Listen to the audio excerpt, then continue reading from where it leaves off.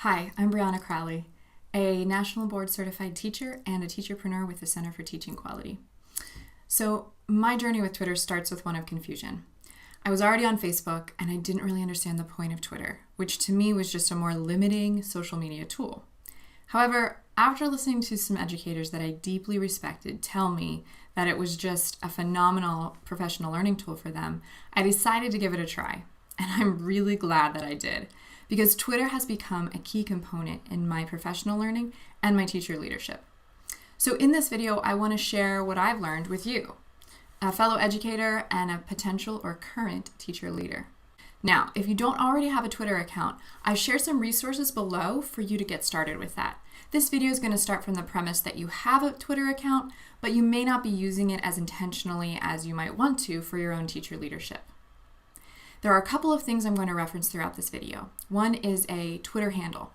That's just the name that someone's chosen for their Twitter account, and it's preceded by the @ symbol. The other thing I'm going to reference is a hashtag. That's just simply a # that has a word or group of words after it. I'm not going to get into the different ways you can use hashtags in this video, but I will in a future video. Just wanted you to know the term and what it meant. Are you ready to get started? I am. Here we go. The first step to connecting is being intentional about your own digital footprint. What's your Twitter bio? What does your profile picture say about you? So use your Twitter profile to introduce yourself.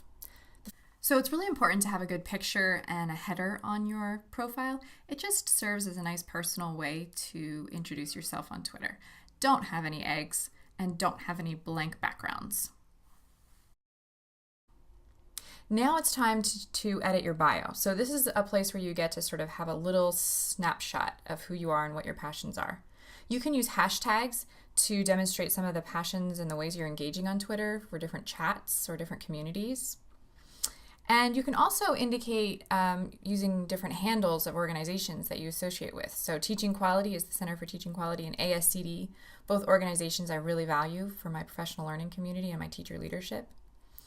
And then you want to identify the roles you have in education so you can connect with other leaders in those roles. So I'm an English teacher and an instructional tech coach at my school, and those are two ways that I want to connect with other people.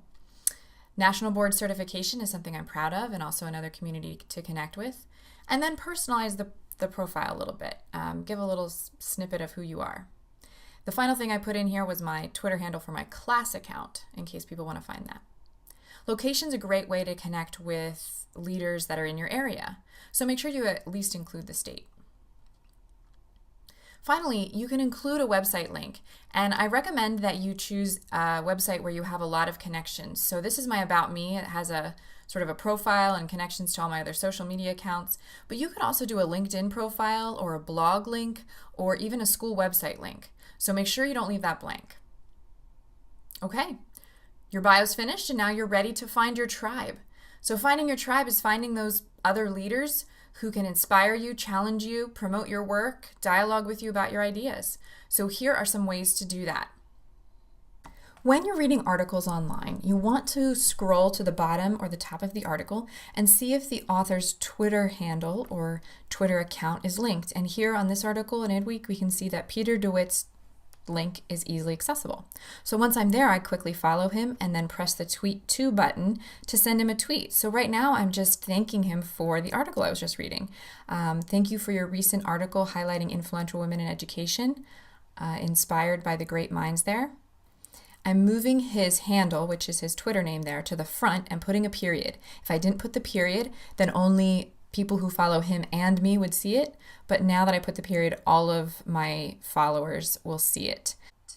Another way to find your tribe and build these virtual connections with other teacher leaders is to always look at the bio of a piece that you're reading or that you appreciate. And sure enough, here Paul Barnwell has his Twitter handle linked there. So I'm going to follow him, and I'm also going to tweet to him.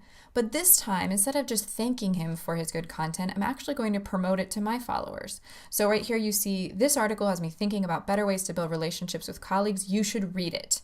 And I'm going to tweet that out, and I'm building this connection. I'm connecting with Paul, and I'm promoting his work. Now, sometimes when you're on an article or content, there's not going to be a link to Twitter. So you can use the search feature in Twitter by putting the person's name, searching for them, finding them, following them, and of course tweeting to them just as before. So here I express my appreciation for Justin's content and I virtually connect with him. Now, books, there's no links there, but if you write down the author's name, you can use that same search feature on Twitter. You can find them and you can connect with them that way. So I'm looking for Ariel Sachs here because I'm reading her book, Whole Novels. And guess what I find? In her bio, she has a hashtag that links to a whole conversation around this book. Great resource. Now I'm going to use the search bar to search for Passe Sahlberg, who is the author of the book Finnish Lessons. And so I follow him.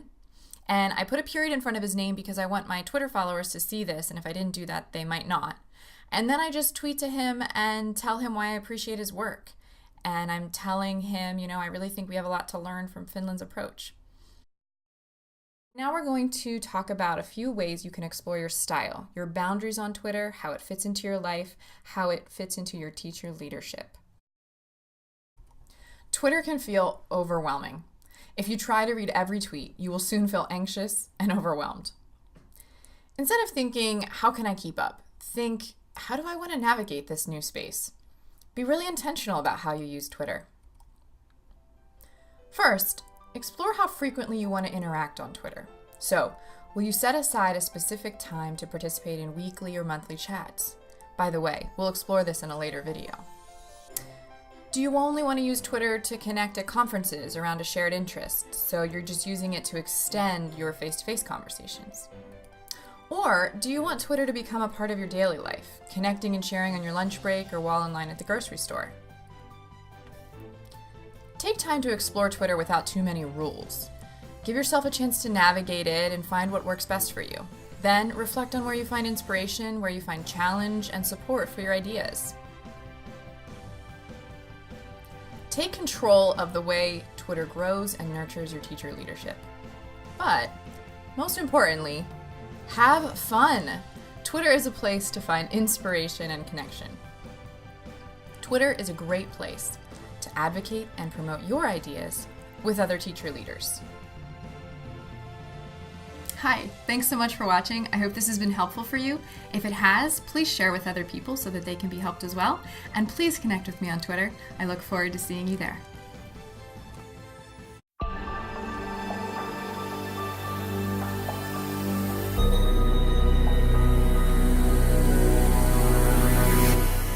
Follow Teaching Quality on Twitter for great teacher leadership resources.